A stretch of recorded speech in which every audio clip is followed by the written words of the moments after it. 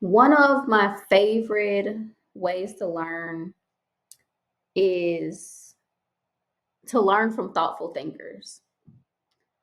When I quit my PhD amid, turmoil, anxiety, depression, not knowing what to do next, not knowing how I was going to make money, I started working with Cricket Wireless, initially doing like phone sales, phone plans.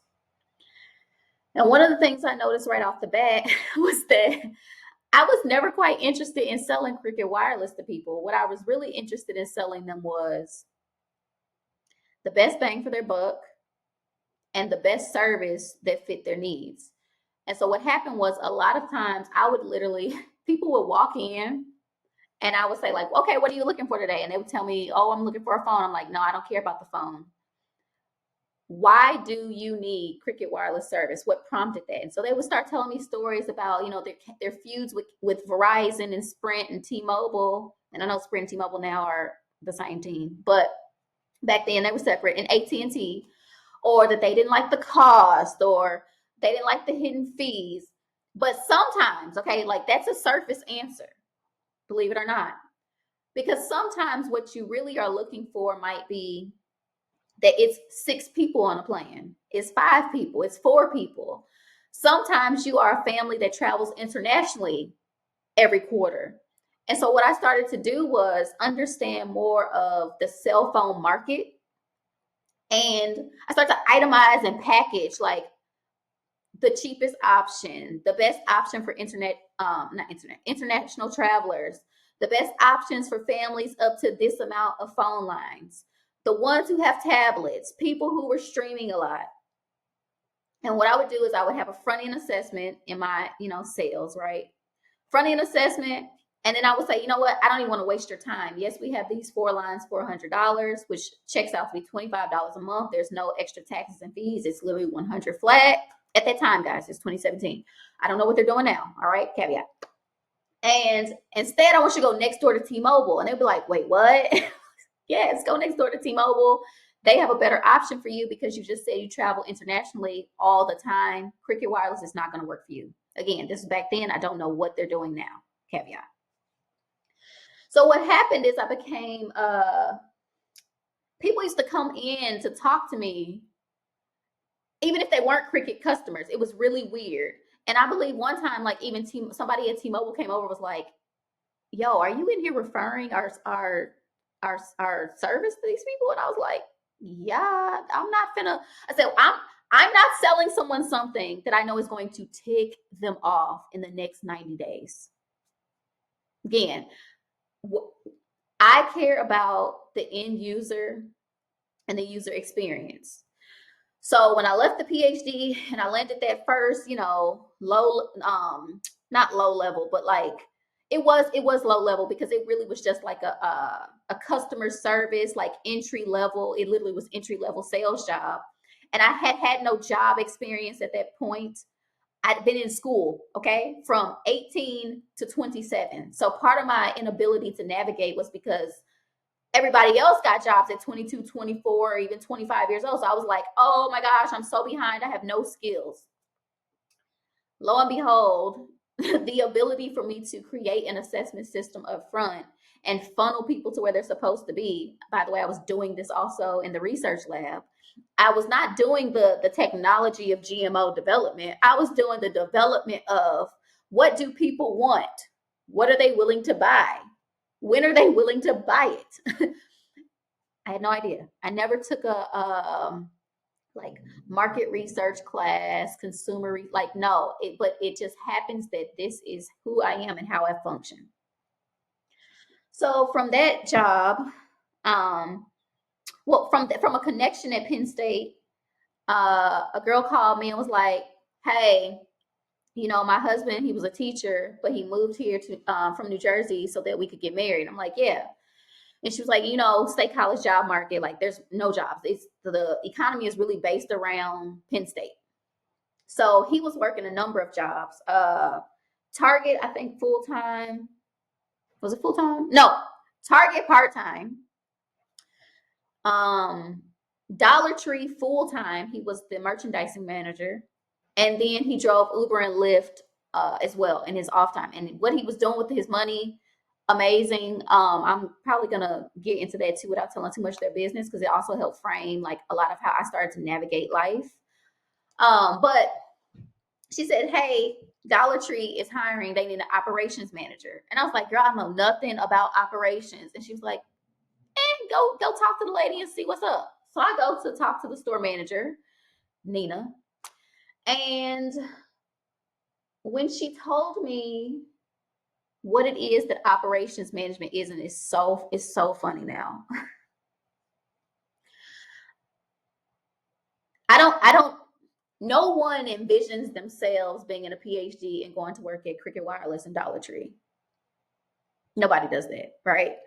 But learning how Dollar Tree did operations, so being in charge of, okay, the truck is coming this day, I have to help them unload. Well, I started asking the truck drivers because again, this is who I am. I started asking them about, well, how often do you drive to Dollar Tree? And then they started telling me what their routes were. And some of them were only Dollar Trees and some of them were other stores. So like for example, when the bread man would come, the bread man, I started talking to him one day. He's like, I don't know why people go to Walmart or whatever the other fancy grocer is to get bread when I'm bringing you the same bread at Dollar Tree that I'm bringing over there. And I said, "Oh, that's really interesting. Tell me more." And he was like, people line up at Walmart and they're paying like $4 more for this bread. Dollar Tree's got this bread for, what is it, $1? And I'm like, yeah. He said, but that's just how the consumer brain is. Like you think that it's different, or he said the way it's designed is that it's the same product, it's just distributed a different way because it requires a different person to receive it. And I'm like, what is he saying? This is so good to me. So that got me looking into logistics. So I was like, at that point, I was like, can't be the operations manager at Dollar Tree forever. And so what happens is this friend quits the merchandising position, and the store manager offered me the promotion to full-time merchandising manager. Crazy thing is, I actually enjoyed stocking the shelves, setting up displays, all of it. But at the same time, PNC Bank called for an interview. Now, let me tell you how I ended up at PNC, because you're gonna be like, what? Typically, when people work jobs, this again, 7 years ago, most people working like one job, like full time. Then as the economy has changed, people started doing like two part-time jobs or a full-time and a part-time. So I still was at Cricket because again, I have a way of talking to managers. But anyway, the manager was like, can you stay on until we hire somebody? This also ended up being kind of what Dollar Tree was doing as well. And I said, yeah, I don't have a problem doing that, because when you don't have the person in the position, like it kind of ruins the rest of the flow of everything. So in that context at Cricket, if a store level employee quit, the manager then had to be responsible and they had to step in. And the guy was managing like 3 stores. And I was like, I would not do that to you. I'll just stay here and I'll ask Dollar Tree to be, what is the word? Considerate. So I'm on my last like 2 days at Cricket, and Dollar Tree, I think I was only there for like 6 weeks at that time. Like they literally could not find anybody to work at Cricket because again, pay people, right? um, but again, I'm a type where it's never been about the amount of money for me. It's always been about what I can do from having the experience. So I'm sitting at Cricket, the phone rings, I pick up the phone, and shout out to PNC Bank. Like I don't know if they had a like a recruiting agency doing this or if this was like an internal employee. And the person calls like, "Hey, is this the Cricket Wireless store?" And I said, "Yes, it is." I gave the whole thank you for calling Cricket Wireless. Da, da, da. And she said that was a really nice, warm phone welcoming. And I said to myself, this is strange. Like, where do people pick up on how you answer the phone? I said, she got to be doing something business related. Lo and behold, she was calling to say that PNC has an open position for a branch sales and services rep. I don't know what they call it now because they changed the name when I was leaving there. But she asked if I want to interview, and I said, the irony is I'm literally about to quit cricket. And actually, I quit several weeks ago. She was like, "You quit?" I said, "Yes." I put in my notice, but I told them tentative upon finding something else, like them finding, not me finding something, them finding someone else. So I said, "Well, what's the interview process? How long does it take? This, and this?" Because again, I'm navigating something else as well. Like I have two jobs. And she was like, "Oh, it's no problem." So she tells me all the things. I end up going for the interview.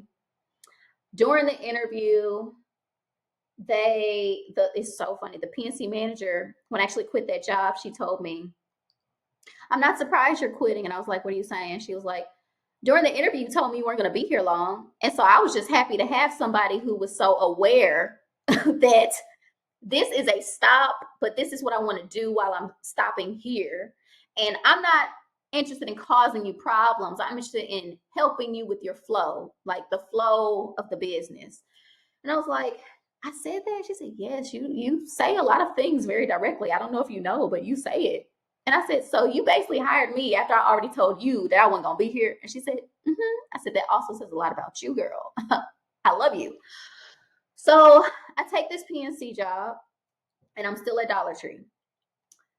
Dollar Tree, I'm still learning more about how businesses navigate, how they move money, how they put other businesses in place to fulfill the movement of money. And by money, I'm not just saying like actual dollars and cents, although that is pretty much what I'm talking about, but I'm also talking about how they move people, how they move products, how they move service. So stayed on at Dollar Tree, started working at PNC, and again, this is a very quick transition. I think I left grad school April, March.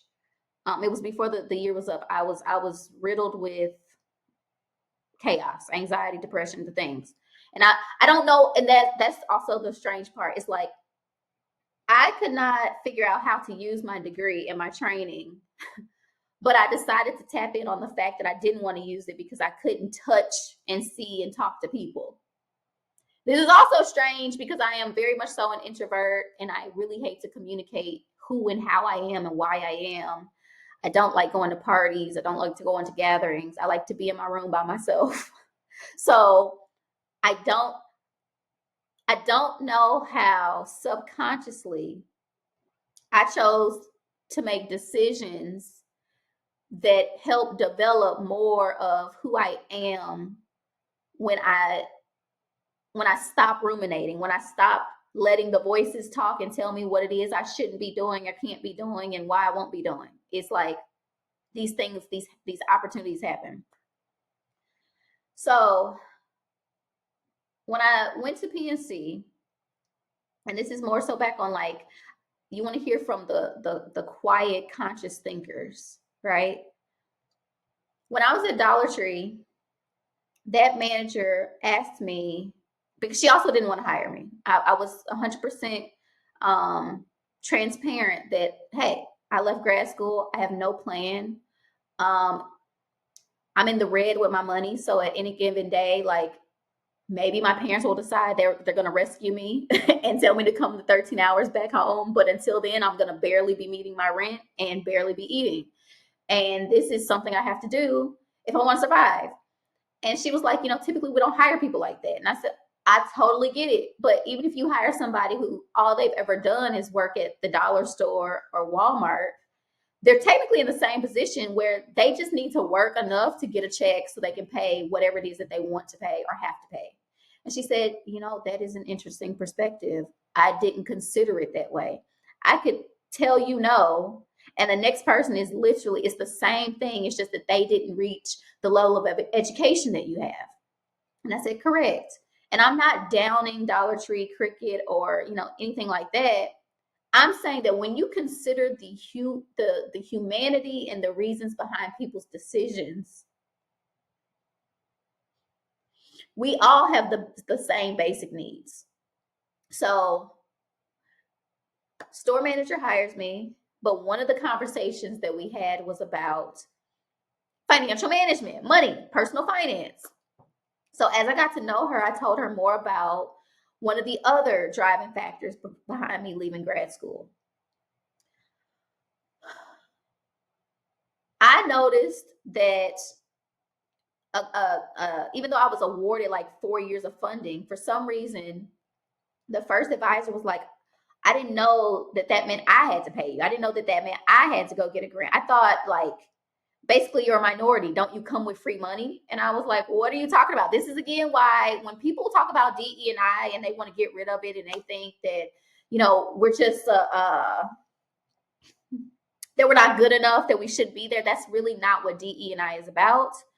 DE&I is about, because of the small HBCU that I came from in Mississippi, you have decided, you're biased and believe that I cannot succeed in a different environment, in your environment, because my background is different from yours and my experiences are different from yours. That's really what DE&I is supposed to be about.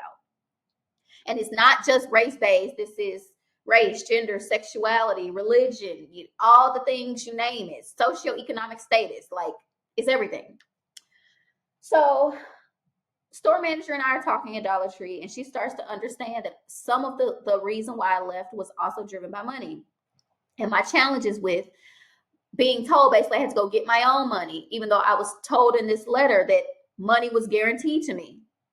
And that also is a trigger for me, because when I was awarded my NSF fellowship in undergrad, they played with my money.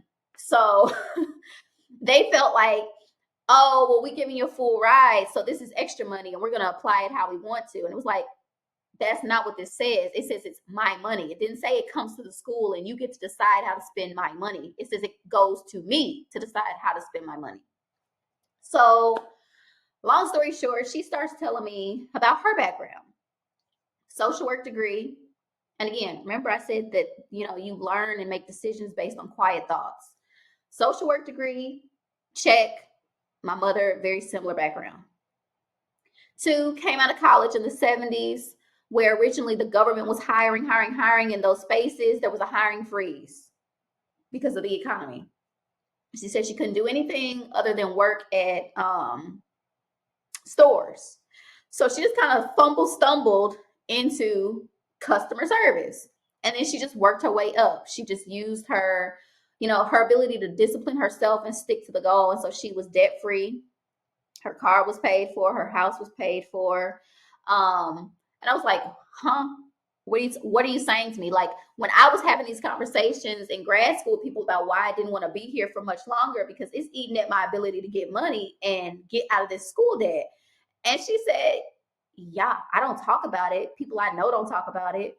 But I also come from a generation, she's a boomer. I come from a generation where you squirrel away cash where you can, so that, I guess it's like they're the first generation that really started to live really long. Like, yes, retirement age is 66, 67, whatever it is.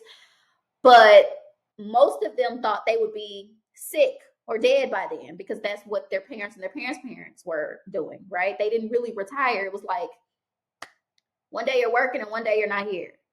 So she said that the only reason she was still working was because of medical reasons, like she needed medical insurance. And I said, that is crazy. Like, how do I change my mindset to do that? And at the same time, my cousin sent me the Choose 5 podcast, and I was consuming all of the things. And I was just like, this is interesting. So I started to navigate my next pivot. And this is why I say PNC was divine timing, divine alignment, because it put me in the banking arena and I got to see how people were using their money. And let's be clear, as a teller, it's like you can see people's bank balances. And what was happening was,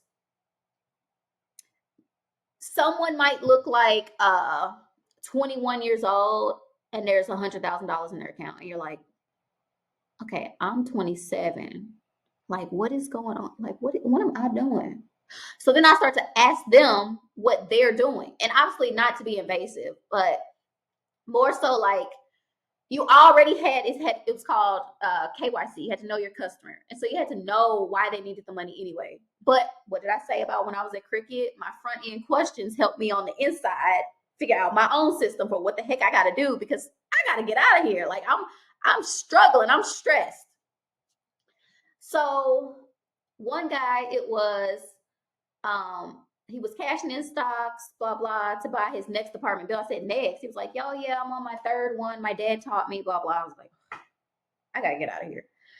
Um, and a couple days later, it just so happens that an English professor came in. I really wish I could remember her name because I would send her an email and thank her so much because she really she helped with the next pivot. She was an English professor who, for 30 years, was training her English PhD students to go get jobs in data science and data analytics. And I was like, why would you be doing that? And she said, yeah, that's pretty much what my department said. And they didn't like that that's what I was doing and not teaching them to, read books and talk about the books with their students. And I was like, huh? And she was like, yeah, they don't like it. I said, okay, so again, a quiet, solemn, alone thinker. Help me understand why you're telling me this right now. She said, well, I can tell from our interactions ever since you came. I mean, come on, lady. This is the thing about boomers. Like, they are very systematic, okay? I mean, I'm not sure if all of them, but all the ones I know, and I know a lot of them, okay? Very systematic. Their rhyme and reason makes sense, whether you like it or not. So she had a cadence for when she would come in the bank, and she would say what she would say the same time, the same time of day, the same way, with the same like thank you, like gratitude, like thank you, have a great day. So one day I decided, okay, I'm tired of her saying the same three things to me, so I'm going to ask her more questions. And when she started talking about how she got them to think about like data as English folks, she was like, again, people don't realize that when you are an English major, you really are crunching data. Yes, it's words, but words are data. And I was like, this is like mind blowing. And so she said, why are you here? Because the questions that I hear you asking people when I'm waiting in line, nobody else on the teleline is doing that. What are you doing with this information? I said, I'm gathering data. She said, I can tell. So tell me about yourself. And I told her that I was a fourth year student at Penn State in my PhD. I quit, had no idea what I was going to do. I was just, riddled with the things, the anxiety, depression, all the things. And she was like, wow, you cannot let that science training go to waste. And I said, girl, that ship has sailed. I'm not going back. And she said, that's not what I mean. You have enough years of science training that you have no choice but to be analytical, technical, logical. You need to go find a field or several where you can do those things. And not necessarily that it's welcomed, but it's needed and it's required. And maybe there aren't a lot of people doing it. And so I was like, what is she saying to me? She said, whatever it is you think you like, go explore it, but from an analytics lens. Just so happened I get on Facebook, I get this ad for a digital marketing course. And I was like, I'd never heard the term digital marketing, but I knew about internet marketing in general because of a business pitch competition that I also did in 2016. And that is also what my advisor was telling me, you're doing the wrong degree, you care about the wrong things, you care about the people. And then he found out about the business pitch competition. He was like, you should be doing business, you shouldn't be doing science. Well, in doing the science competition, I started to learn different facets of marketing. But I was like, I'm not doing all that. Ain't nobody getting on social media. I'm posting in this and blogs and that. But I tried my hand at it. I decided to interview at that time other Black STEM majors to talk about what it was they were majoring in, yada yada, and I blogged about it. I even did a self-published author named Marcus Haynes. He has some really good what do they call these, like sci-fi type books.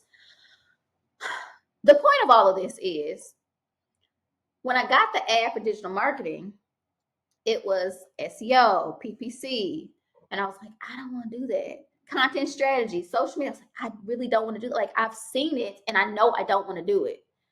And then I remember what the English professor said, which is put some analytics on it.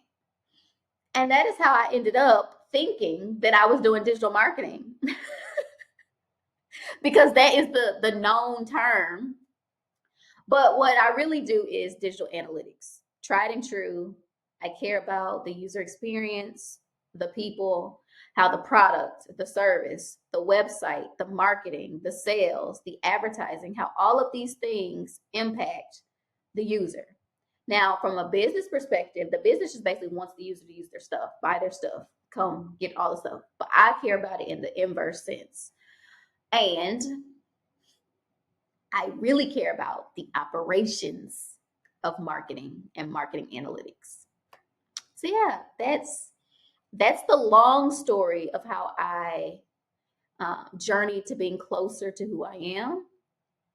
I hope that someone can hear this and understand that the time you spent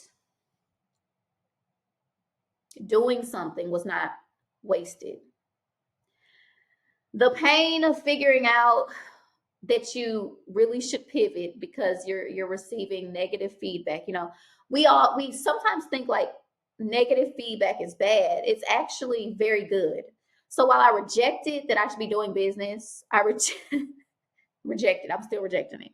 Rejected that I was doing the wrong degree, was in the wrong program. It was true. It was wrong for me. I tried to make it work. I tried to fit.